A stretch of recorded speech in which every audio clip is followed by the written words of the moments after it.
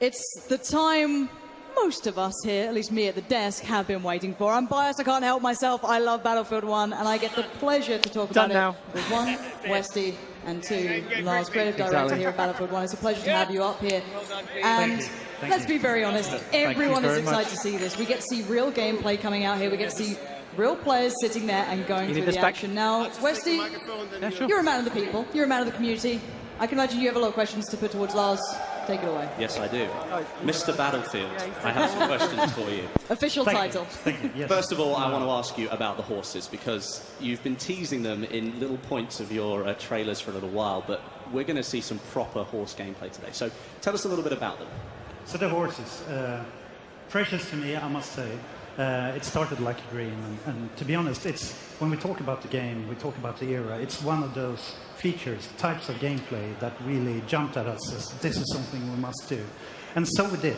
So horses, you can access them from the deploy screen. So from there, you become the cavalry class, yet another class just like the tanker or the pilot. Spawn in as cavalry, and you will be on the battlefield on your horse. From there, on your live, beautiful horse, it's a fast, speedy vehicle, if you say so, but yet fragile, so you need to maintain your speed. It's getting around the battlefield, and you can even sprint and get a lower profile to attract less of the bullets. Of course, you have two switches, so we provide you with pouches for ammo, for healing, medium-ranged rifle, and of course, when you start getting close, evil tanks like hunting you down, you can circle them on your horse. Remember, be agile, throw those grenades at them, and stay away from the cannons. And in the end, it's a big horse. I mean, if you see them in real life, you can trample down people, and you can go in a full-on charge with your saber and just going through those lines. So for us, it's so much more than just a vehicle. We want to create a kind of a living... I hope we can see that in the gameplay today, because it does sound really interesting. And there are a few other things that are going to be in this gameplay today that other people might not have seen before. And one of those is the armoured train. Now, this is one of your behemoths, is that correct? That's correct. It's one of our behemoths. It's, once again, it's the Iron Horse. Just like the airship that you might have seen on St. Quentin's Scar, we want to create these iconic vehicles from the era, and the armored train, up to 6 players in it.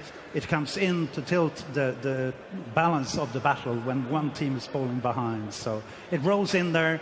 It's a strong force with loads of guns and weaponry, strongly armored, so it is something to be reckoned with, and you need to take it out. If you don't, well, you're probably going to have it. But when you do take it out, just like when the airship crashed on St. Quentin's Scar, this will cause devastation. So hopefully everyone will feel that epic moment when they play here today. So it really changes the game then? I do hope so, yes. That's the intent. Some of the other things that can change the game, in maybe smaller ways than a massive armoured train, but these elite classes that I've been hearing about, maybe you could give us a little bit more detail on what they are? Yes. The elite classes, these are highly specialized classes, soldiers. So you can find them on the battlefield. So they are pickups, battle pickups, that you can find, and then you transform into one of these elite classes. And we wanted to capture these fantasies from this era where the flame trooper, for example, all dressed up in fire protective gear, the gas mask.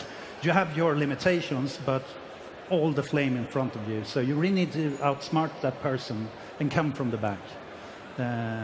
You might have seen in the trailer the walking tank, the sentry. Yeah. Looks like a medieval knight in his armor. Same thing again. I mean, he sacrificed everything for that protective armor, but doesn't have the gas mask. So it's all about outsmarting them and finding that balance. And the last one, the tank hunter, is probably the one you see on your kill card when you die, since they're usually lurking in the shadows. Rifle probably at your height or something with an enormous punch. So all of these highly specialized classes that are meant to make a difference and tilt the balance of the battle. It's good to hear. It's good to hear. I'm excited. Yeah, I think we all are. And the one thing that Battlefield has that not every other game has is this very dedicated community. Already people were theory crafting, how do I counter this guy? Yeah. Oh wait, can he put a gas mask on? Can he not? I love watching this. Obviously, Westy, it's all your fault. I think you encourage this. But let's get down to what people have been wanting to hear as well now. When does the open beta start? Open beta, yes.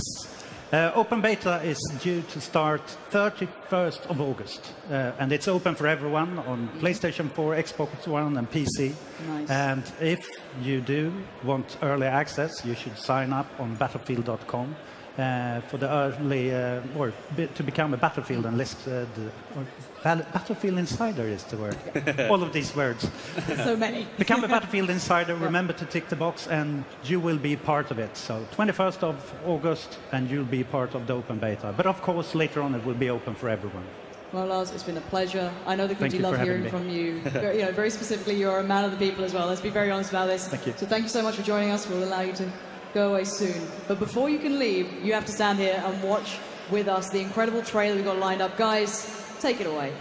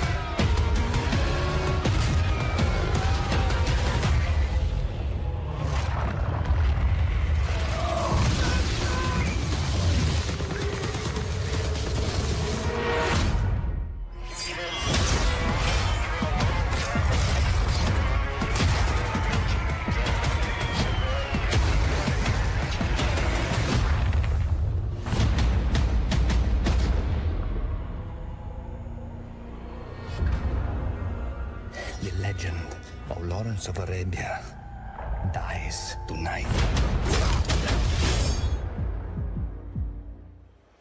Horses, planes, trains, and Johnny Cash. What more could I want from a trailer here, Westy? That looked amazing. I know the guys online already had a glimpse of that. People were reading into everything they can, but now's their opportunity to get their first real glimpse of this incredible gameplay. Yeah, I think it's really important, especially because you've got a gameplay trailer, and that's purely there to show people what they can expect. But a lot of people will wait for gameplay because, you know, that's what you sit on your couch and play. That gameplay right there is representative of what you're going to get when you get your hands on the game. And let's be honest, the Battlefield community, they take no prisoners. Don't even consider that. They know what they're in for here, and I can assure you it's a bit of a treat. And we've got some big personalities who will be able to be playing this as well. There's a lot of players coming into this. Take your pick. Yeah. Whether it be your favorite YouTuber, your ex-pro, whoever it is, you've got them in this game. Who are you going to keep your eyes on here? I think there's a few different people. I mean, somebody like X Factor, big Battlefield YouTuber, he's really into his weapons. He'll know which ones to pick. And then you've got somebody like Ponylion HD. He's really good in the vehicles. I can expect to see some good dogfights there today.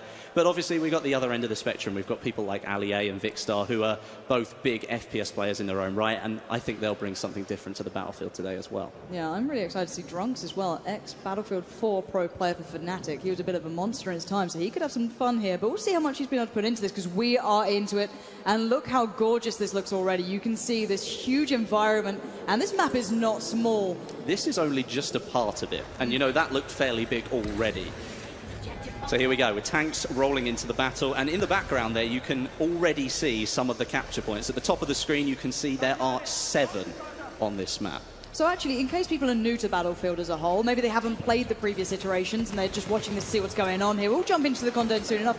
Explain to us how this game mode works so people know what to be looking for here, Westy. Okay, so Conquest is your bread and butter for Battlefield. It's like the original game mode. And, you know, you're fighting for control of the whole map. You've got various things that you need to be looking for, different capture points all over the map.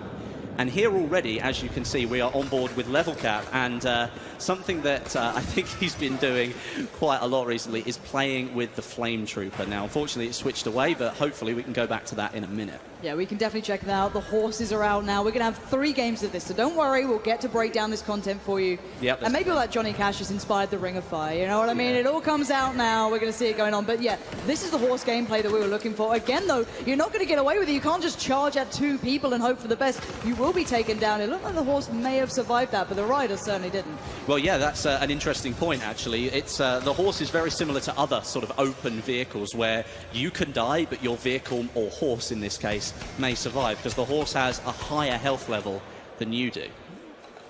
So let's take ourselves through this map as well. What have we seen so far? It looks as though we've got kind of an... Nice takedown. What we're looking at so far is some sick sniping. All right, but coming back to the point, it looks like we've got a nice little area for what may be more infantry-based battling, and then you've got this huge landscape as well. There's quite a lot going on here. If you imagine sort of like an oval shape to this map, at the top of the oval you've got an infantry section. It's almost like a little village, and we're in it now looking at some close quarters gameplay. And this really is sort of your destructible environment of the map. And there's a lot. In fact, I think there are 3 capture points on Conquest in this zone alone. So they are very close together, but they all vary a little bit. As you saw there, there's a capture point around the flag or the antenna. That there is a little bit more open, and then some of the capture points are further into these buildings, and obviously that creates even more close quarters gameplay. And then you go beyond that, and then you've got some of the capture points that are spread further around the edges of the map, and then you have one lone capture point right in the middle of the desert, in between all of the sand dunes. And that's one that's definitely going to be fought over with all the tanks and all of the biplanes flying over. And I'm loving the diversity of weaponry we're seeing so far. Already, you've seen the shotgun coming through, clearing out that close range where in that infantry sort of area where they really flourish, you get to punish. And it looks like we're on board with CNAs. This is not prop hunt, I can tell you that right now. So you've got to get into the battlefield and do some work. So he's going to be going for it, going with the charge here, but you can see the punish come out from the others. Already set up very well with his gorgeous rifles. Going to nick the horse and go for a ride. He's Why not? Go for it's up for grabs. You may as well take it if you can. Unfortunately, he didn't manage to get away there, but you know, that was a valiant effort. I think he deserves some credit there. Always going for the anti-tank line on the horse. That was an interesting way to try and take that one down. And so far, the horses look really good here. They look like they work with the map. They don't seem to be clunky or just, you know, out of place. They seem to be really having a purpose. However, the riders, on the other hand, are being punished. The plane crashes. This environment is absolutely beautiful. As you can see, as we take ourselves through this one, the teams are battling out hard. And actually, Westy, this is pretty close so far. It is very close, actually. Obviously, the Ottoman Empire up there on the right have taken a 5-point lead or so. And actually, we'll talk about the point system here, because that goes back to the Conquest game mode. It's slightly changed in Battlefield 1. There's no ticket bleed anymore. You might remember in previous games, if you killed a player, the score would change. Yep. And the way that the scoring has changed as well. It no longer counts down to 0, it counts up to a top value. And to remove the ticket bleed puts further emphasis on all of those capture points. You have to capture the flags in order to gain points for your team. And I think that's such an intrinsic thing with Battlefield, though. You play for the team, you play for the objective. You can't just win on your own. You have to be as one, and focusing on taking those points down is part of the plan, and taking yourself towards the caps here.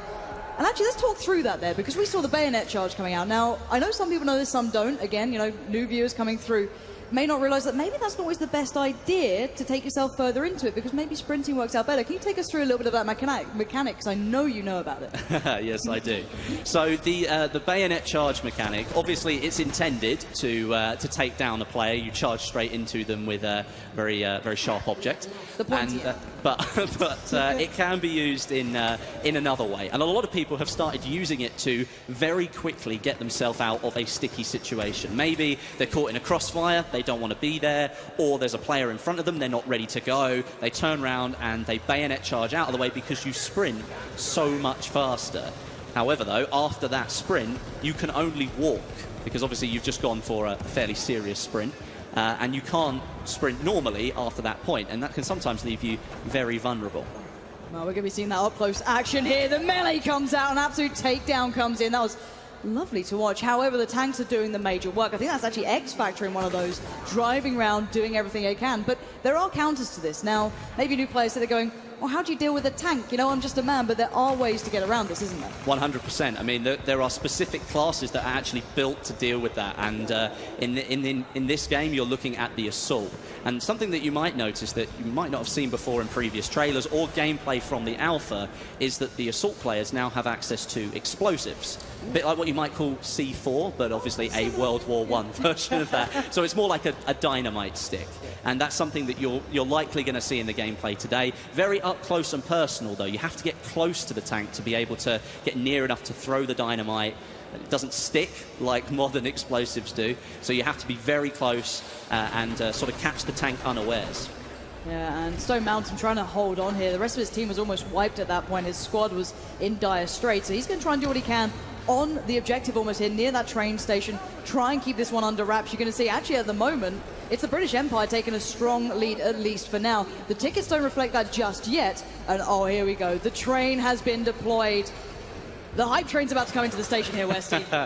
Yes, this is actually a really interesting bit because even though it's a behemoth and yes, it's designed to change the game, it really depends on how you use it. If you don't use it correctly, then you could actually leave yourself more vulnerable. It could go very quickly indeed, and then you've lost your chance to sort of change the tide of the battle.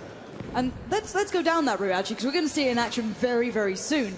The point is, it doesn't really get to the capture points, does it? It only really goes by one. It has an effect on a second. It does do damage. There's no disputing that. Here comes the train now. And yes, it is on rails for anyone else out there who wants to make a joke about that. No, it is on rails, and it features 6 different seats, plenty of cannons on the side. It's actually got an anti-air cannon as well, so it is extremely powerful, not only to ground units, but people up in the sky really do need to pay attention as well. Now, speaking of up in the sky, though, there has to be a counter to this, as you said. There are ways to play around these behemoths, because we saw on that first map, people were kind of unsure how to deal with it the first time. Then you see that everyone coming together, taking it down and working through it. How do you deal with that train? Well, one of the things that you can do is, as an infantry unit, obviously, as I said, the Assault player does have access to some explosives, but in my own sort of experience of looking at the games that we've seen, players in sort of planes are going to be the best ones to sort of so eyes in the sky here. Yeah, eyes in the sky, really. You've got people in the bombers, and they're the ones who can deal a massive amount of damage. If they lay down a carpet of bombs on top of that train, they're going to do a massive amount of damage. Well, speaking of it, you highlighted Ponyline HD as one of the players you wanted to watch for this ability. He's already eyeing up that train. He knows what he wants out of this one. Definitely, but just so we can see here, this is a really good shot of just the scale of the map as well. It's absolutely massive. It is a huge map. You can see the objective off in the middle there. He's taking some serious damage, but he's going to come in, I think, for another strafe run if... Oh, he's going for the repair. He feels like he's safe enough to do that. But I think he's probably going to come in for another strafing run on that train. And this is the beauty of Battlefield as well. It's not just about your infantry. It's up in the air. It's up in the skies. We're seeing those dogfights coming through. And now here comes that run again. The hit and run. Ponyline HD needs to back out of this. He's got to be careful. He is taking fire as well. They're not letting him just get away with this. And that's it. The armored train took him out completely.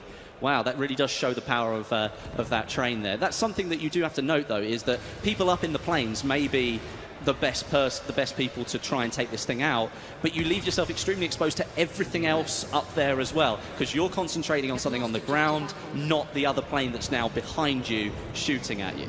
And also, let's bear in mind, because a lot of people get nervous about this stuff, you know, how's that going to work? Is it balanced? Is it not?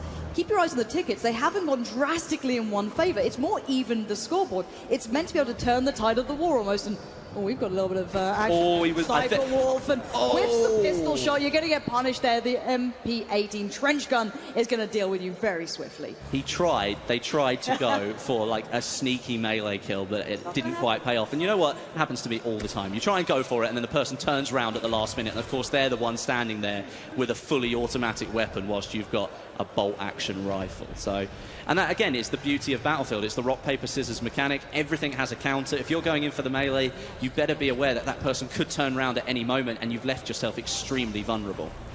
Who have we got here? This is Driftor. He's taking the tank into perhaps uncharted territory, into a more infantry part of the map, but of course he's putting a lot of power behind those infantry units there.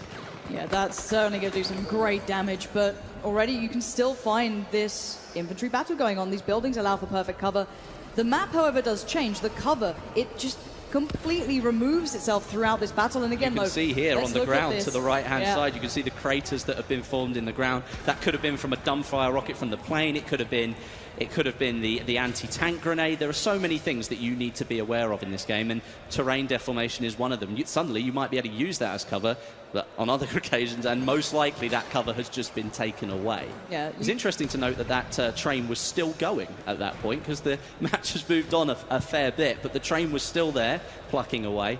And look at where the flags have been capped here. Let's keep that in mind. Only 2 are secure, 1 for each team. So at the moment, it's actually fairly even. Both teams going for different objectives, both running at the same time. You are seeing the covering fire going down, the suppression coming into the place. That flag is so contested right now. They're doing whatever they can. And at that sort of range, you're not going to have the best of luck with that sort of weaponry.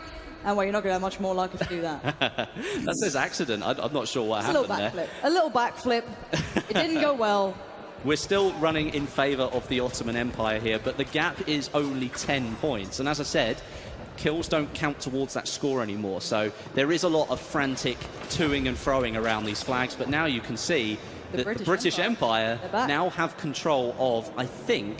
That's a 4 lockdown at least. That's a 6 lockdown now. It's about to be. It's about to be 6 lockdown. And as you can see, the British Empire catching straight back up now, reducing their lead. And this is really where Battlefield can completely change in just the blink of an eye.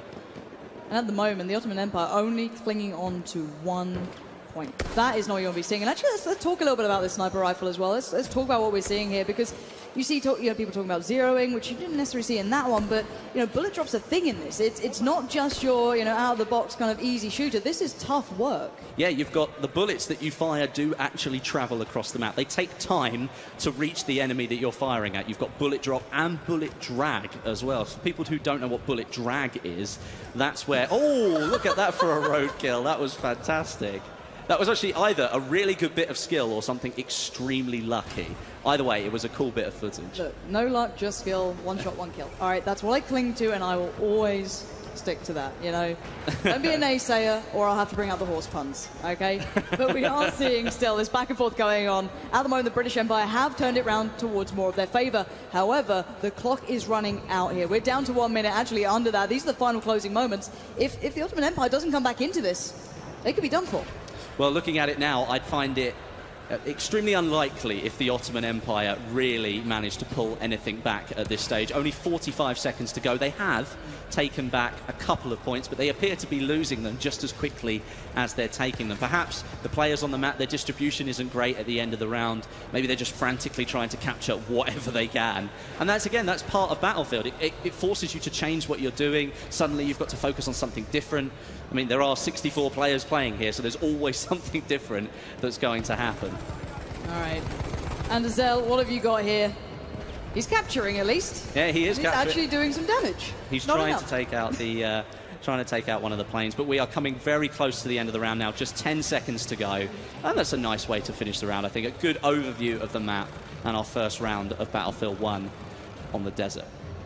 There it is, ladies and gents. What a way to close it out.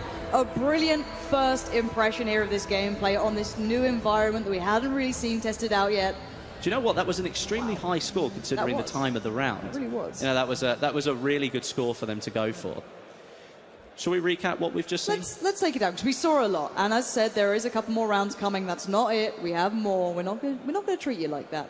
Let's go on through, because we got to see the train coming into play. We've seen the aerial side of things. We've seen this new map, the environment. What really stood out to you out of all of that?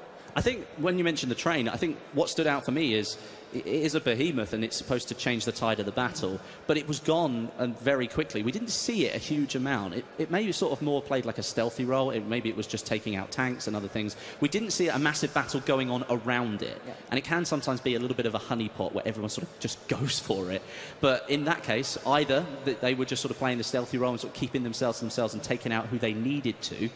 But we didn't see a huge amount of it. And actually, something that we didn't see at all was the sandstorm, and I'm looking forward to seeing that soon.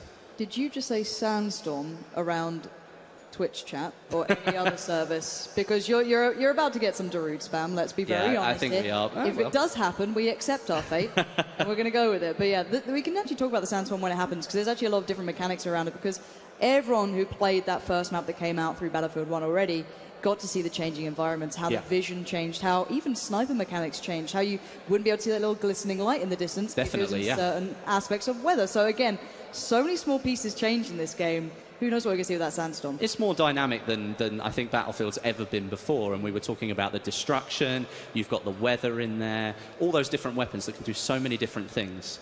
And, you know, that's really, really quite exciting.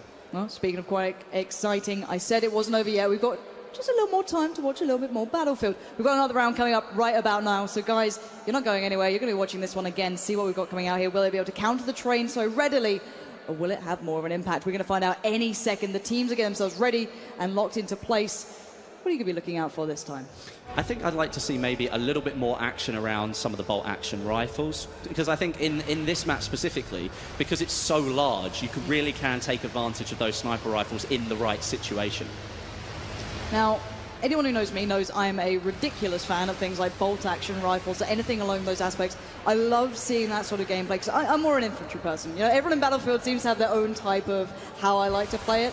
For me, I'm all about that life. And seeing already how they're kind of working in that nice little element that's just below that plane right there is so mounted, just taking the scenic route over the top. It just excites me incredibly. There's so many ways to play this game, and at the moment we're going to find out exactly how these guys approach it. Already, though, G&A go into their, you know, different sides. So the Ottoman Empire finds one, and the British Empire finds the other. But it's all about those middle points. How do they approach it? How do they get themselves into it? How do they cap those flags?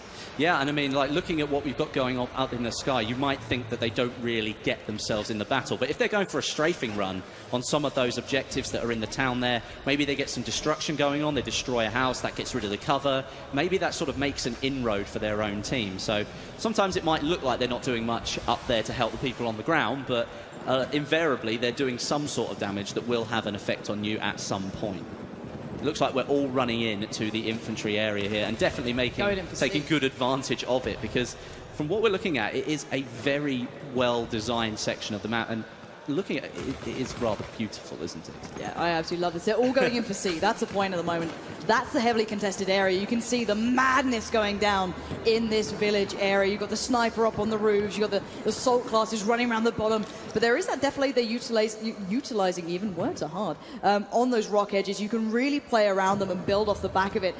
And really, the terrain allows you so many more options. You don't want to be, you know, highlighting yourself over the skylines. You want to be running just in front of the defilade almost. This changes so many aspects here, but let's see how these initial kind of back and forths have gone down.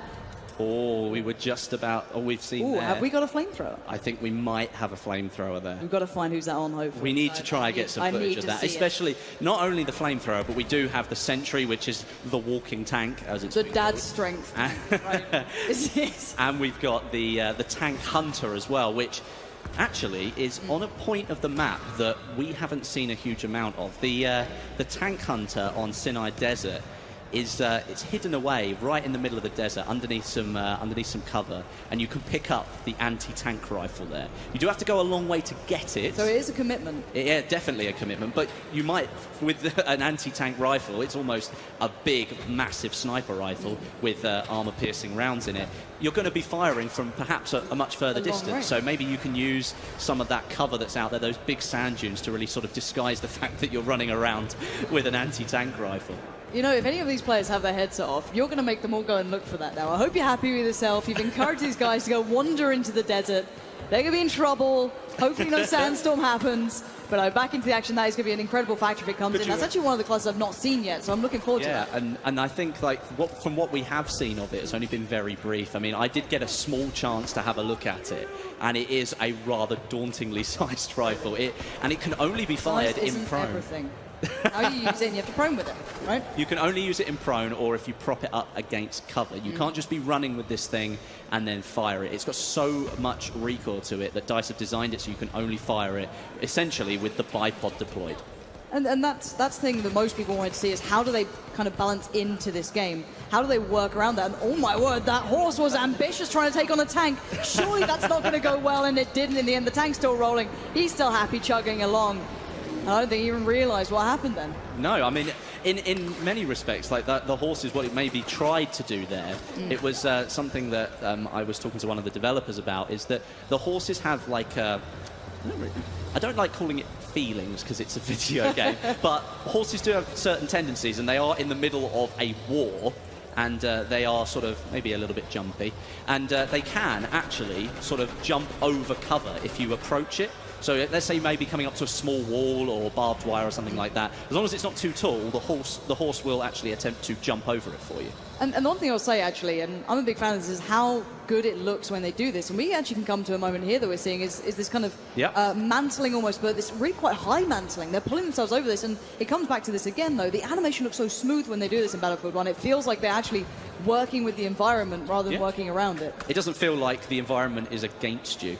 Which is maybe something that a lot of people thought some of the older titles, where you walk up to a wall that's taller than you and you think, oh, I can get over that. And you couldn't. You just run up to it and sort of walk backwards and forwards, and then somebody shoots you in the back because you're not paying attention. But now in Battlefield 1, you can vault right up over that, pull yourself up and over. Obviously, you do slow down, but you will get over that cover, and that creates like a new layer of gameplay. Suddenly, that solid wall in front of you is no longer the cover that you thought it was.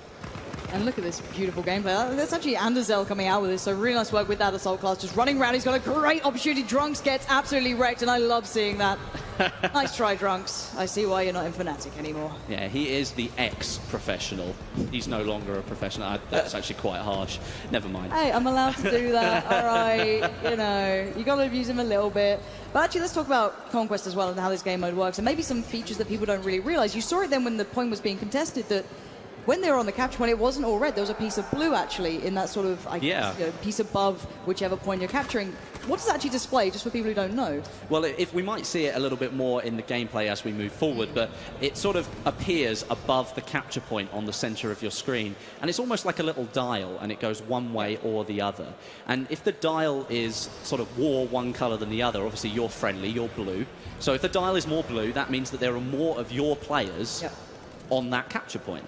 If it's more red than it is blue, then there are more enemies on that capture point. So as you can see here, we're on the antenna point, and you can see there was a lot more red on that line than there was blue, which means he's not going to take that capture point on his own, and he will simply have to fight off the people that are on it before he can start to take it. And he's looking for high ground, it seems. I don't think he's got what he wanted here, so he's going to have to take the man-to-man fight, which may not be ideal at this point. He's already got a bit of a challenge coming from the other side. Going to try and find another route. This is the environment we're talking about. You're not locked into one approach. You find your own way through these maps, and he's going to take himself as best he can around this map and find a better way to approach it. Again, still not in the perfect position for this sort of weaponry. He's got that scope on top. It doesn't really work in these close-range elements, and you're going to find out exactly what.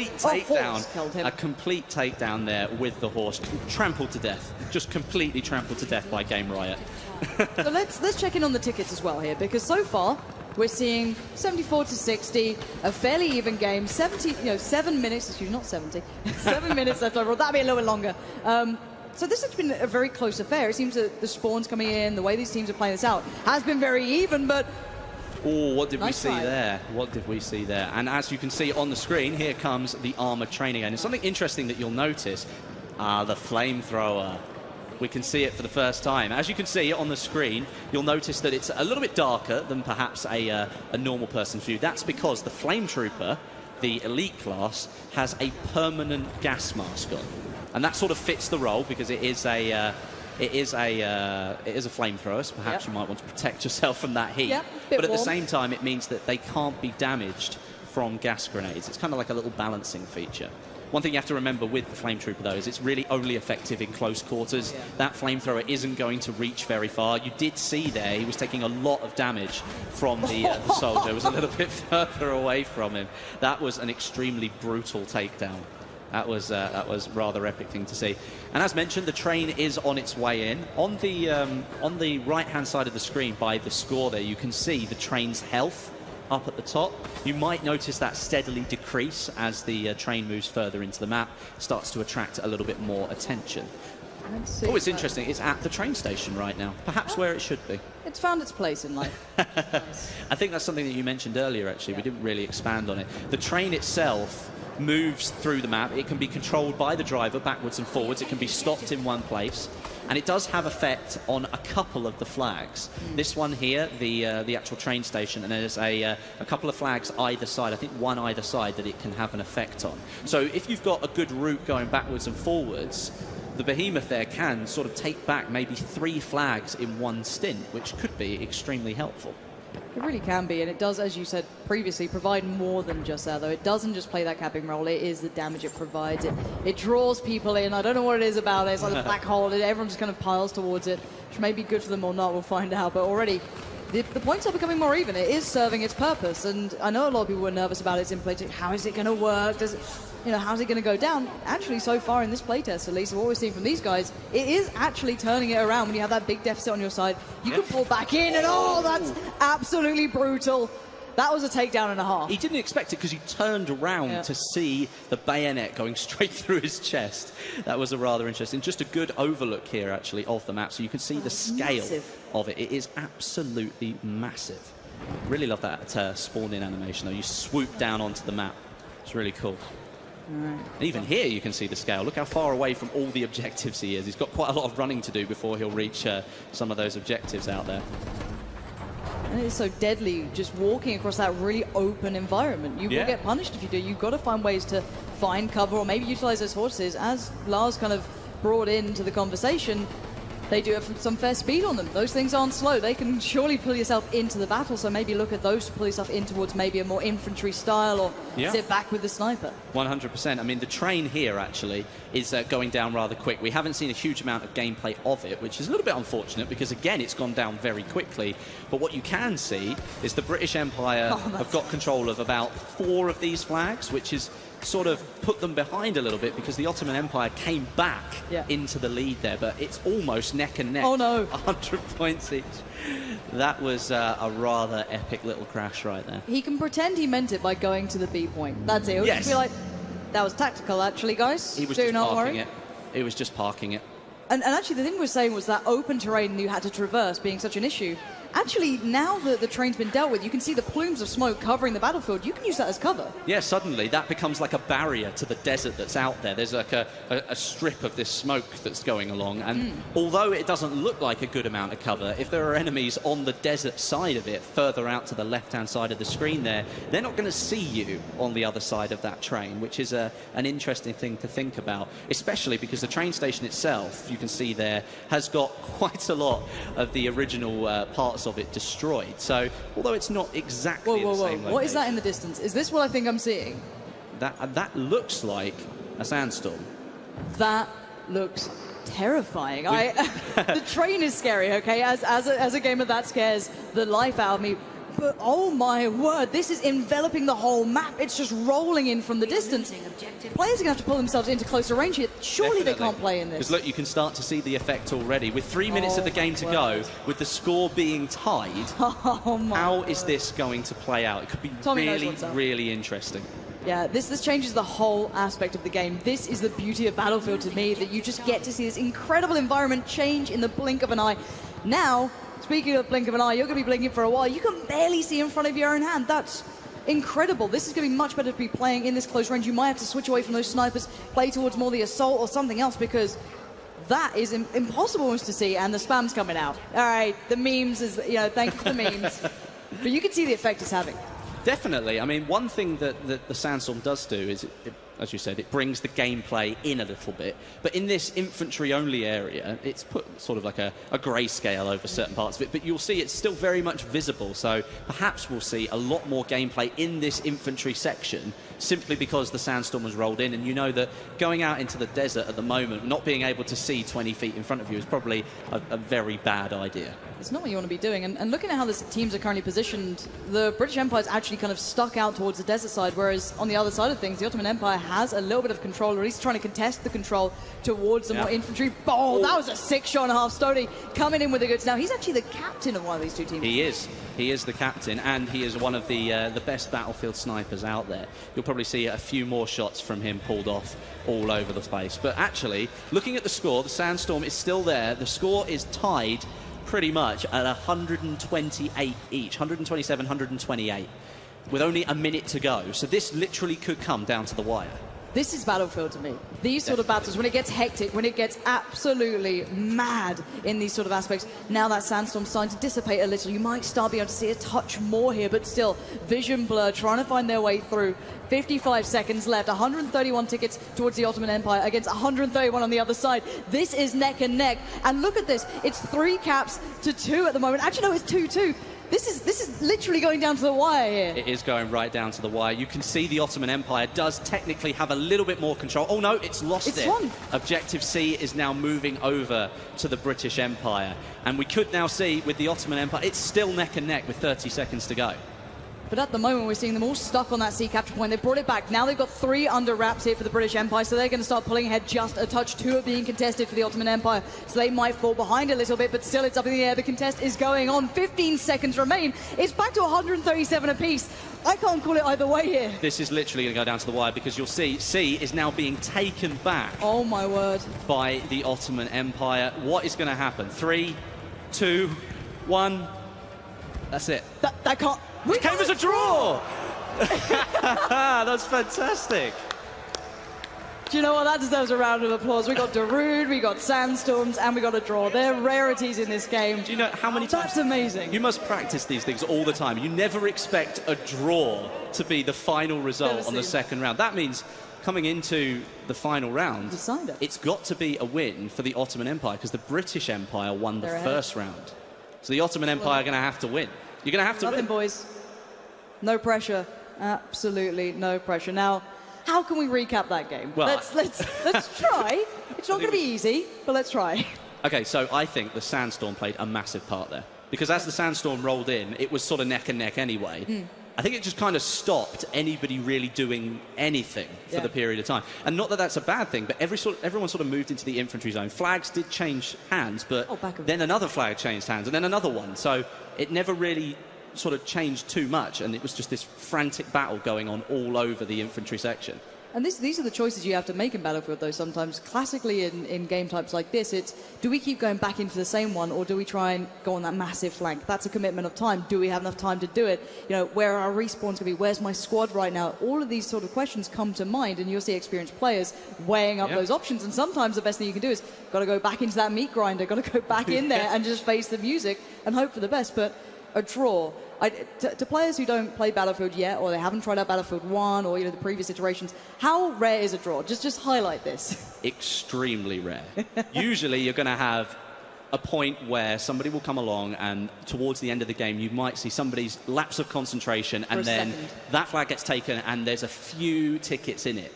It is extremely rare to see a draw, but I think the reason it is because you've got so many experienced FPS players out there. On each team, you've got Battlefield players, other FPS players, and I think that is probably the reason why we saw it come down to the wire.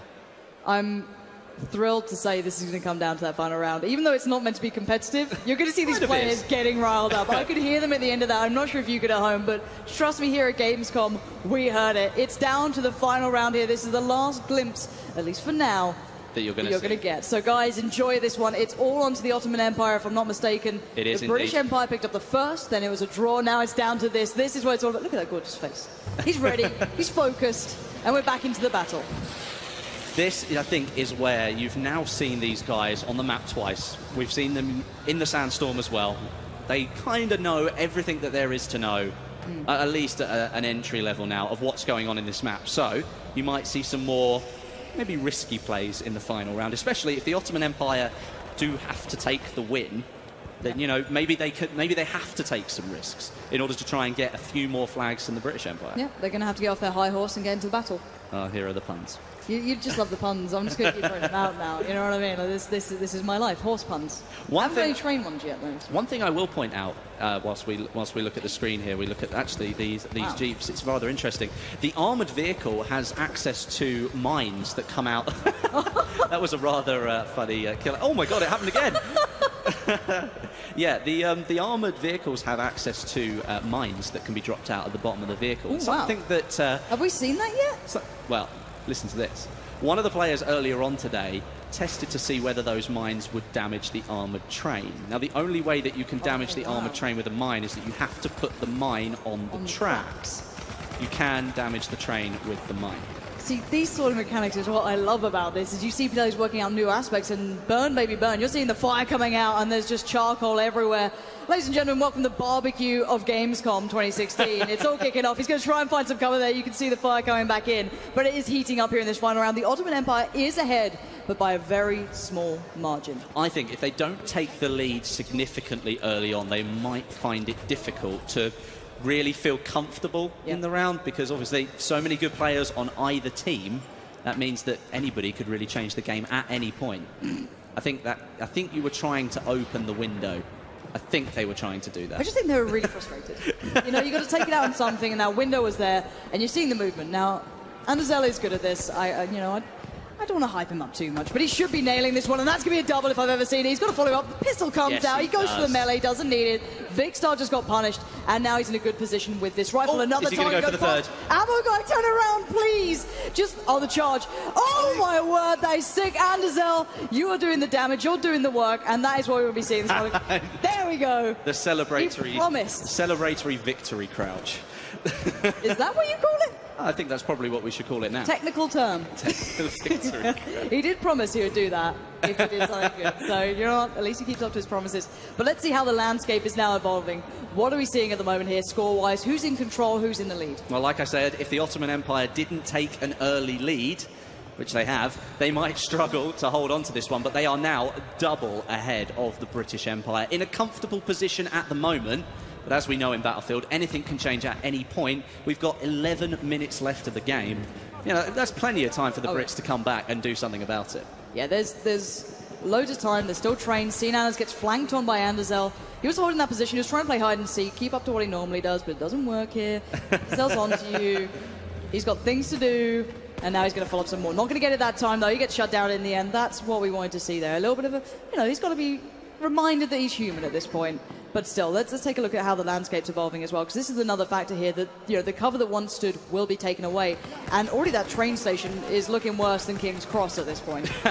You can see those two empty carriages there. They are obviously intact and full at the start of the round. They don't provide a huge amount of cover, but, they still stand as structures. And you see somebody using it as cover right there. At the start of the round, they would have been, more beneficial to use. But now, it's like sort of looking through a fishing net. You can see straight through it. Oh, that horse isn't going to be in a good way. Lovely covering fire. Let's see if the sniper can do anything. Trying to do the lead here on the sniper with the travel time. But look at the serpentine from the other player. They're going to see those bullets, the tracer fire coming in. They're serpentining like a madman. He was using some of that smoke as cover as well. Not sure he knew that, but the sniper couldn't see through it. He's just a genius. Next if level I run gamer. over here, he'll never know. But no, and that's something I think that as you play more of Battlefield, you will start to learn some of these higher level tactics. I mean, I'm not saying Serpentine is a high level tactic, but you know that it's going to make it a lot harder for the sniper with his rifle to hit you, or if you run behind cover, or if you know there's some smoke there and you use that as cover. Well, especially on maps like this, there's things called silhouetting, and it's more classical to maybe even other games, but you do see it in Battlefield on occasion. But here, on this sort of environment, you're going to see that very arid terrain in the background. If you silhouette over the top, if your player, the complete body, shows up against this blue sky, you're going to be a very easy target. You've got to run against those defilades, you've got to use the terrain to your advantage, and you're going to be seeing these guys trying to make a mad dash towards that sea point, try and get back over there, but there is no rest for the wicked. There is not. I mean, we're seeing a lot of action on this map around the infantry zone, and something that we haven't seen, and I don't know, maybe this is just the people that are playing, but we haven't seen a huge amount of footage of the middle of the desert objective, the E point, and that's something that maybe we could get a good look of later. I'm not 100% sure. It would be nice to look at that, just so that you guys at home can have a good overview of the whole map. Yeah, and actually just in Here case, we go. There it As is. if by magic. Little oasis out there. So this is right in the middle of the desert. It's about 500 meters from the other objective. So it's a long way to go. And if you look at all the cover that you've got there, all of those sand dunes, that flag there is perfect for a tank battle. That's probably going to be the flag where you've got tanks coming in from one side on the Ottoman Empire, tanks coming in from the British Empire, and they're going to meet at that flag and fight over it for the entire round. Because at the moment, that's been a free pickup for the British Empire. They've had that in their pocket for as long as I can remember. They haven't been particularly challenged. Now, actually, again, just in case people are new to Battlefield, what is that sort of gun we saw there? Well, not necessarily a gun. What does that sort of serve a purpose for? I think what that is the spotting flare. Now, that is available to the Scout class as a gadget. And if you pop it up over an objective or anywhere in the map, it will show up the enemy locations on your mini-map. It won't show them up on the screen in front of you. It will show them on the mini-map. And that's obviously a very helpful tool for not only you, but the rest of your teammates who are in that location. And obviously, they've then got to go and find that person. They could be on the third story of a building, or they could be on the bottom. You don't know, but you have a general idea where that person might be. All right, so let's check it back with the tickets, how the whole battle is now evolving and going forward and how it's got to this point. The Ottoman Empire is actually in the lead. Yeah, they're in the lead. Not by much. Their lead is not as big as it was. The British Empire have reduced it somewhat, and now the armoured train, I believe, has been given to the British Empire. So the Behemoth is going to the team that are losing currently. They're only 10 tickets behind, which is not a massive amount, but could that armoured train just sort of be the key to push them back into the lead? Well, let's see if it, for one, helps them stabilise having control over the train station as a capture point. That's what I'm looking at, is how much does it feed into it. You can see the train station is going back and forth here. The snipers, though, are looking in their direction. You know that this cover is absolutely vital for Anderzel. He's going to be playing this as best he can. Deals that was when he used a tiny little box to defend himself from a player on a horse. That was absolutely fantastic. That there was a really good piece of use of cover. There we go. Now the horse. See the horse is just there. It's ready for anyone else to take. And you can actually see that on the map itself as well, can't you? It shows up as an icon, so you know where they're available, if someone's on them or not. It shows up as, I think it's a little horseshoe, isn't it? It shows up on the mini-map in the bottom left-hand corner. Now, the armoured train, as you can see, is on the right-hand side of your screen up at the top there. You can see it started to take damage already, coming down to about 80% health. It does have a massive amount of health, but like we were saying earlier, those explosives will do quite considerable damage against it. Looks like we're using the rocket gun here. I don't know if we're near the train at this point, because the rocket gun would be a really effective tool to use against it. Yeah, I've seen Drunks trying to do that before when I think it was, shoot on the other foot, but I don't think he needs to be doing that right now. Let's see what damage comes in towards that train. Again, let's remind ourselves, when that train did come into play for the British Empire, they're around 70, 69 points. So you can already see it has had an effect on this, but it is being countered, it's being pressured, and the Pony Line HD is doing what he does best, already coming in with the a good bout of damage there, really chipping away at it, and it's creating pressure. Yeah, definitely. I mean, if he's up in the sky all game, obviously you're going to be focusing on the other planes, but as soon as that train comes in, he's already got it in his head. He knows what he's supposed to do to get rid of it. And at the moment, even though they've had the train for about a minute or so, the British Empire haven't really done a huge amount with it yet. Well, they haven't taken the lead. That's the main thing. They've closed the gap. However, the HP is starting to dwindle. It's not looking so healthy here. They're still not getting much done. They have secured the train station point. So it gives you that as a back, a little bit of a back piece, a chest piece in your pocket almost. But if they could maybe go and capture the one all the way down there towards the west, the very deep west, that would be brilliant for them. Maybe follow up towards F. They have options available, but still 9 tickets in the lead here for the Ottoman Empire. They have the advantage, but it looks as though that one is done and done for. The smoke plumes and the train, well, comes off the tracks. Yeah, I mean, that cover's not going to be any help to anybody there. It died in a part of the map that really is just complete open desert. Yep. So that cover we were talking about earlier is just not going to be available. And if we look at the score again, the British Empire are still 10 points behind. So that train, they didn't use it effectively enough. They didn't get to the objectives. They didn't take it. And therefore, they've now lost their chance with the Behemoth. That was so close to being such a good kill. That was so close. Tag. All tag, no frag. That's not fun. That's not fun. But looking at the points under wraps right now, the one thing we'll say is it's a big difference in the way the teams are focusing this. So the Ottoman Empire is taking out the deeper points. They're going into that desert. They're going to go exploring. They're picking these points up and putting them in their back. Now, on the other side of things, the British Empire have been kind of going for the skirmish. They want to take the flags in that inner city. Now, they're not as stable to control. They're much easier to contest. Hence, well, at the moment, we're actually seeing the Ottoman Empire still in the lead. We are still seeing them in the lead. And as we know, if they don't win this round, then, all the spoils do go to the British Empire, having them won the first round and then a draw in the second round. Most unlikely of events. Yeah, it would be the comeback of the century if it happens. We'll see if it does after that draw. It would be a share of the spoils, because then only one team has won one game. Yeah, and it's all about pride here, let's be honest. These guys I don't think anyone wants to share the spoils. It's, it's on the British to actually go ahead and win this. The gap is still at 10 tickets at the moment. That must mean it's, even with the tickets now being 10 apart, it's a very even contest then, because we're not seeing any reduction or increase in that difference. So maybe the start of the round, the Ottoman Empire had the advantage, but the British have pegged them back a little bit, but they haven't really done much more to sort of get ahead. Yeah, it's one thing to even it up. It's another to keep it and then, turn it to an advantage. It's not easy to do. You have to weather the storm, not just once, but the reinforcements when they come through, take down these squads back to back, and the horse mounting looks awesome. That was a lovely animation. That was really great. Cool. I was just like, I haven't got time to sort of get on it properly, so I'm just going to jump on it. And it looks like the weather again is turning here. You can see that sand being pushed across the screen. It's not a clear day, let's say, here out in the desert. It's getting a little bit hectic. Now, last time, actually, it did help out. For some reason, the British Empire. I don't know why. That seemed to help them a little bit more. Who knows? But already not going to go well there for one of the players. But this is very, very close at this point. I can't see the storm coming in. It just looks as if there's an increased amount of wind, which is kicking up some of that dust, making it a little bit harder to see at longer ranges. But let's take into account what we're seeing right now.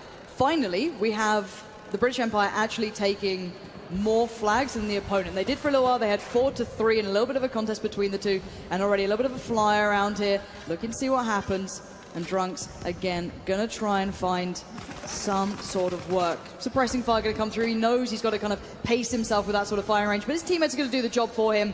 And at the moment, the Ottoman Empire is still in the lead. The British have reduced the ticket difference now to about 8, which means they've made a little bit of progress. But with only, I think that's 1 minute and 48 seconds now, that's still a rather large gap to have. But the British Empire do have control of 5 of the 7 objectives. This could be it. This could be enough. You can see, even in the chat, they're cap flags. They're trying to get these guys, stop taking the needless battles, get on those points, get those flags in our favor, because we need this right now. The kills don't matter like they do before, not to the same extent. They don't affect those tickets like the flags do themselves. That gap is closing. We're down to 4 here. Westy, this is going all the way again. We've got 1 minute and 20, and the gap is now down to 4, sometimes 3 tickets when looking at all 7 on the screen. It's so unlikely to even get 1 draw, but could we see the possibility of 2 draws in a row? 4-3 again. Now that's the British 2. Empire has the upper hand. Now back up to 3 again.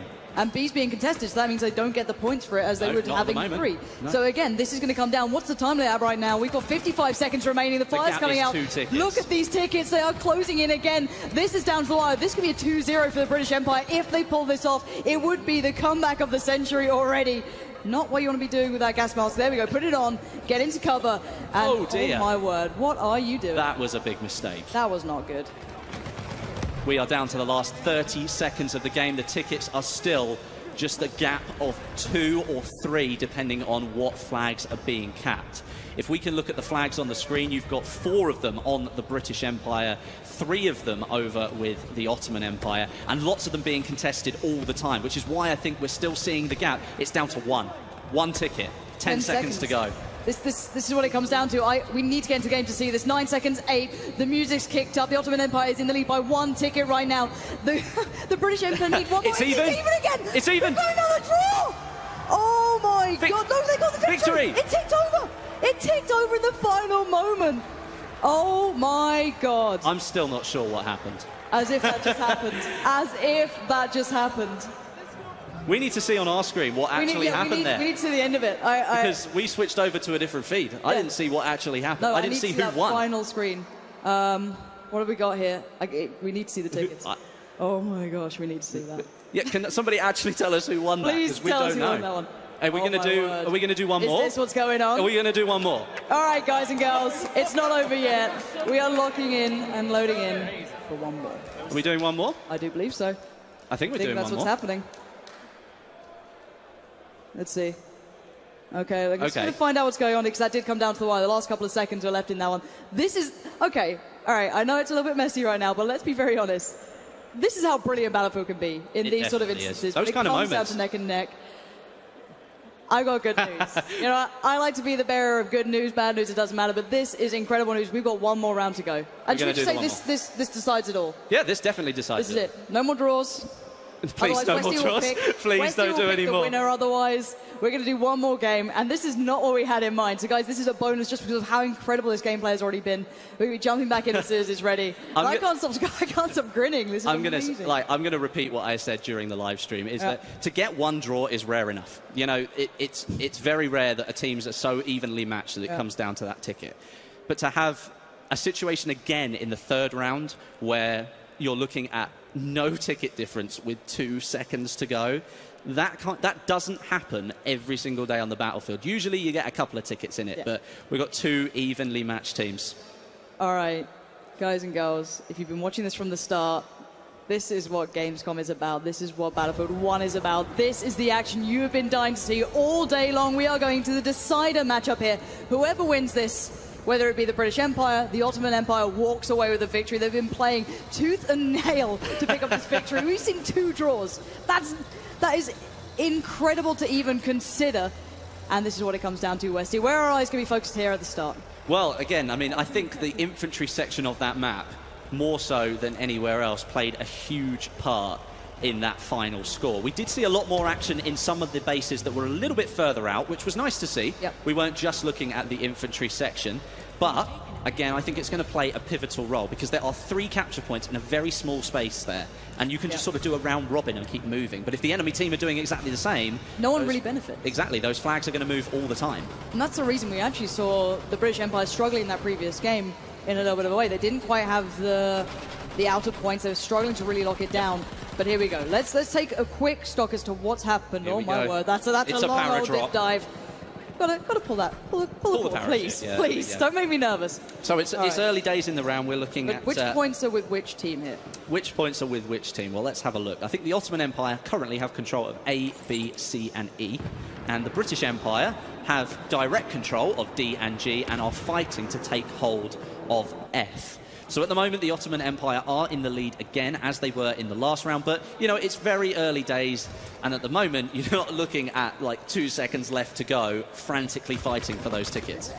And this is the difference, though. Again, you saw players like Ansel having these huge performances. You had, you know, every single player who we've, I guess, highlighted in a way having their moments. But it didn't equate into pulling a massive lead. You've got to play for that objective. And I'm hoping we see more of that here. I want to see these captains make their team work.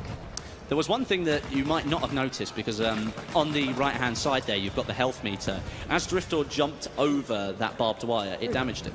Yeah. So you need to pay attention to that. Just because the barbed wire's there and you think you can jump over it, yes, you can, but it will damage you when you do that. Okay. Looks like he's having a sleep on the railway track there, doesn't he? When that train comes along, that's not going to be... tracks. Yeah, when that train comes along, that's not going to be a pretty sight, is it? No, it's really... It's not going to be very good at all. So, early dominance coming out for the Ottoman Empire here. They are in a very good position thus far, putting themselves up on what it was almost 5 caps to 2. Well, actually, however, 3 of them are now being contested. Yeah, and that means the British Empire are making some inroads. And that obviously they need to do as much as they can. And I can actually hear, I overheard that on the speaker, X Factor saying, get that cap. These guys, they're obviously playing in the live stream. They're here to show you this brand new map. But for some reason, I can't figure out why this means so much to them. What can I say? We're probably going to see some really good gameplay here. I mean, he's taken out one, switches to the pistol, he finishes it off. M1911, I think that was a headshot, I'm not 100% sure, but that was a nice play there. That was a nice play. Yeah, it's now just trying to convert these kills into actually getting map dominance, getting control of these points. As said, you know, getting the kills wasn't the issue before. A lot of the players were just playing for that. But that's not just Battlefield. No. Battlefield is more than that here. And as we've said a couple of times, and anybody who missed that in the earlier part of the stream, when you kill players in Conquest, that doesn't count towards the ticket bleed anymore. You need to be focusing on those objectives, and it does come down to the wire. It means that at those end of those games, if you are neck and neck, you're going to have a frantic moment trying to make sure that you've got more flags than the enemy team right at the death. Yeah, absolutely. Again, though, you can see the lockout coming in for the Ottoman Empire. They're actually playing very well as a collective. They've stranded the British Empire towards pretty much that western front, almost the very far out reaches of this map, making them have to traverse that terrain that really isn't conducive to these players walking all that way. And it's a long old rotate to get to this capture point. However, they're going to take that challenge on here. X Factor using the good old, the good charge mechanic there. And obviously that means he now can't run. In fact, I think it was Stoder that was doing that. I do apologise. But you're using the tactic to get out of the way of the tank, but then that puts him at a disadvantage because he can't move fast enough once he gets towards the building. And unfortunately, that led to his death. Yeah, out of the frying pan into the fire, I believe, is a phrase. That's a very good analogy. Yeah, I'd really enjoy it if the flamethrower dude was on the other side. Then the analogy would have been perfect. Not quite the case. Hopefully, someone can just live that dream for me. But we are going to be seeing again Ottoman Empire, their early game so far. I'm talking to them like they're some incredible team, like their early game strats are coming through. No, but they are actually playing better as a collective to get those opening rounds down. They isolated the British Empire pretty far out. Now the tides are turning a little bit. It's still pretty close here. However, the train's going to come out soon to play. That's still a factor here. That's in the back pocket. 10 minutes to go. We're looking at a 20-point gap. We've got some really good players out there on the battlefield. But as we've seen all the time in these last 2 games, the British Empire have a knack for coming back right at the last minute.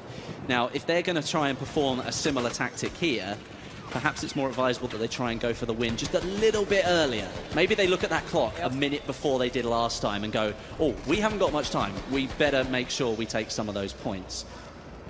Good view of the mechanic, the engineer mechanic. And look at this lockout so far. There. Yeah, oh wow, the lockdown is near enough complete. That's a full 5 flags, 1 being contested, so you can consider it maybe 5.5. Yep. And then 1 flag to the British Empire. And this is how you get those big leads building up. This is when you're going to start seeing that train have to be a counterbalance. They need to get a way back into the map. And one of them will be that train station. Getting that as a capture point will be huge for them. That's a good platform to then push back into the village and start working the way back through. Again, it works hand in hand. Once you get one of those points under your belt, you can build off the back of it. However, that's yet to come in. So look at it again. 74 tickets to merely 38, although all of them are being contested. What is going on with the British Empire? They all gone and taken a break. What's going on? It was a nice takedown there. But did he need to do that? He saw 2 players there and went, do you know what? I'll go for the takedown rather than the kill. Maybe it was a rush of adrenaline, like, you know, you're live on Twitch. You need to impress, so it could have been that. Again, we see a good use of the charge mechanic getting across the road there, but now he can't move very quickly inside this building. It's good that he's in cover, you know, that's a good way of using that mechanic, but you do have to be careful. If you decide to leave yourself out in the open, and then that's not going to be a good situation to be in. Again, though, this is what happens once these players get their head around the maps, how they work. Where can I use that bayonet charge? If there's cover I'm going to, that I can maybe, you know, hunker down in for a little bit, go ahead, that makes perfect sense. But let's dive into the action and see how that's come down, because there's a lot of those points up in the air to start with. Now it's starting to come again, fall into the Ottoman Empire's hands. I don't know how this is happening. This is the most, not one-sided, but this is the most drastic game we've seen so far. The pressure might be just getting to the British Empire. Are you okay down there? I think he might be having a little bit of a problem. He's struggling. It's tough. You can see that the British Empire are trying to make inroads. They do have, well, they did have their hands on 2 objectives, but as you can see, the F objective there is taking some serious heat now from the Ottoman Empire. Whatever it is, they must have a good distribution across the map. They must have a few players here and there that are running between these objectives and helping to keep them under their control. And as you can now see, the armoured train has come in for the British Empire, as we thought it would. I mean, they need it. They definitely need it right now. But, again, they need to make sure they use it effectively. As far as I could tell from that last shot there, at the moment, it appears there's only a driver in this train. And already, you can see the Ottoman Empire are all over the train. It's taken a little bit of damage, and it's not even come anywhere near the centre of the map yet. Now, I'm wondering who we have in the skies for the other side. For the Ottoman Empire, who is going to be the counter to this? Okay, we got Mr. Dalek JD here coming in with the bomber. Well, he was in the sky. This could be one of the big issues here. Ponyline HD is the man in the sky. So he is the, I guess, if you want to call it that, a hard counter. He is defeatable, 100%. But he is the hard counter. So again, you're seeing this going back and forth. And now he's got his eyes set on how to take down that train. Look at it, taking an absolute beating. Now 50 tickets in the lead. The Ottoman Empire is stretching their legs. And a good shot of the flamethrower there. That was really good use of the flamethrower. Wow. He knew the player was a little bit too far away. He was taking a bit of damage, so he stepped round the corner, waited for the player to reappear, and came round with the flamethrower and just took him down. That's just smart gameplay already coming. The train is down to a quarter of its health. And what difference has it made? Let's look at the actual difference. It has given them stability here. That's the only thing you'd say. It really has opted them a chance back in. It opens a window of opportunity, but they have to walk through it, and they've not done that just yet. The train's about to go down. It's done for. There's no 2 ways about it. What they need is a hard counter to Ponyline HD. Pretty much. I wonder if the developers thought to include that. They need it. Please nerf that one player. One thing you've got, though, is I think maybe some people have the concern that the behemoths are too powerful. I think single-handedly Ponyline has proven that that is not the case. If you are skilled at doing something in the game and you can counter something that is powerful, then you've got the opportunity to maybe use the behemoth against the enemy team, think they've got hope, and then it's already gone. Now, this is where things get interesting, though, Westy. This is when, previously, the British Empire did actually have opportunities to turn it around, and they did that before. However, they have not had the same benefit off the back of the behemoth there. They've not had the great time, and you've just missed on the charge. Now you're in a bad position, but dancing around against each other, they finally take them down, but at what cost here? It's an absolute bloodbath going down. Everyone's dead. And at the end of the day, no matter which way the cookie crumbles, the Ottoman Empire is still massively in the lead. This is double the tickets here. They have turned up to play. They saw the challenge and they've taken it head on, and they've been outplaying the British Empire since the start now. They really have. And do you know what? I do believe that if the Behemoth had come along a little bit earlier, not that it does, but if it had come along a little bit earlier, I think the British Empire would have stood a chance. But with 4.5 minutes to go and a gap in the tickets of nearly 60, I don't really see a way that the British can turn this one round. No. Which is a shame. It would need a heroic effort, and it can happen. We're not saying it's impossible. That's the thing. It's always possible at this sort of point. You've just got to completely lock out the opponent. Yep. Again, with that ticket bleed being taken away from being rewarded for killing players and when they respawn. Because that was the factor, is when they actually respawn, the ticket would drop down as well, rather than just the kill itself. So that being removed, it's still got possibilities. You can lock teams down. You can still commit your troops in. You can still put your squad into play. But at this point, they're still putting it a little closer, but not by much. Not by a huge amount, no, not at all. I mean, the only saving grace I think that could really come to the British Empire's aid, and you should never rely on Mother Nature to provide, but if the sandstorm was to roll in, then, you know, it might provide them a little bit of cover to maybe take back some of these objectives. But with such a large ticket gap, is it really going to make a difference at this late stage? With about 3 minutes left to go, that ticket gap is still very, very big. I'm not even sure they could turn it round at this point. Not unless the Ottoman Empire just stood still. Yeah, that's the thing. Even just contesting points, slowing down the cap, would be huge for, you know, the British Empire. I think they'd start to struggle on that one. Again, for them, though, they've got to fight till the very end. And I think that's Sinan as they go for a nice little charge, just having a little run around the map, look and see what he can find. And I don't think there's anyone really too nearby him. However, you can see already, they knows there's someone there to take this fight. Well, as you can see, above the F icon there, you can see that little bar with the red and the blue. Well, you could see it because it's not dead. Yeah, but that showed that that point was contested, and we could tell that from the gameplay. So here's an overview of the map, or there was an overview, and as you can see, it's kind of evenly split in terms of the flags that we've got, but that means that each team is gaining tickets at the same rate, so that gap is not going to change. And that falls into the hands of the Ottoman Empire. They were clearly stronger at the start of the game. Maybe now, again, the British seem to have stalled them a little bit, but they haven't really gone much further than that. Yeah, it takes more than stalling at this point. However, we're seeing the battle still commencing. No one's giving up on this one. It's still very much up in the air, and you can see Anderzel looking for more opportunities, trying to find a way to work his way back in, and taking down some of the buildings around him, trying to cause damage to the structures itself so he can allow his team to make the push towards, you know, possibly getting towards B, opening up avenues of attack, and that's looks like where they're going here at this point. A little bit of a fire coming down, and he does actually manage to find Dalek there as well, so still doing great deals of work. Yeah, I mean, we're coming towards the end of the round now, and, you know, it looks like near enough a foregone conclusion that we've got for the Ottoman Empire. And, you know, it has shown off a lot today of the power that players have in Battlefield. It's not all about the equipment that you've got, it's about the person behind the equipment, because it's quite clear that the Ottoman Empire have got some players on their team that really know how to use their equipment. It's fantastic to see.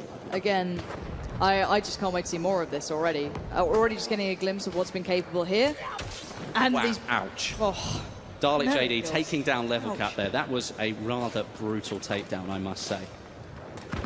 About a minute to go, the Ottoman Empire pretty much have sealed the deal here. Yeah, points-wise, this one looks done for. Finally, we have the victor after everything.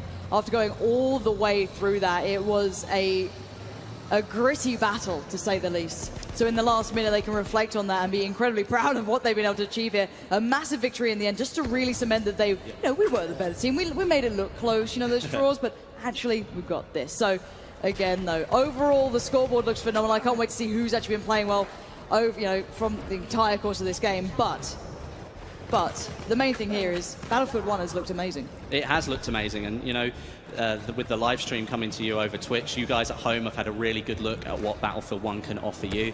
The guys at Microsoft and Xbox who've put on this live stream today, thank you to them, because without them, we might not have got to have seen this gameplay, but you have seen some absolutely amazing Battlefield gameplay.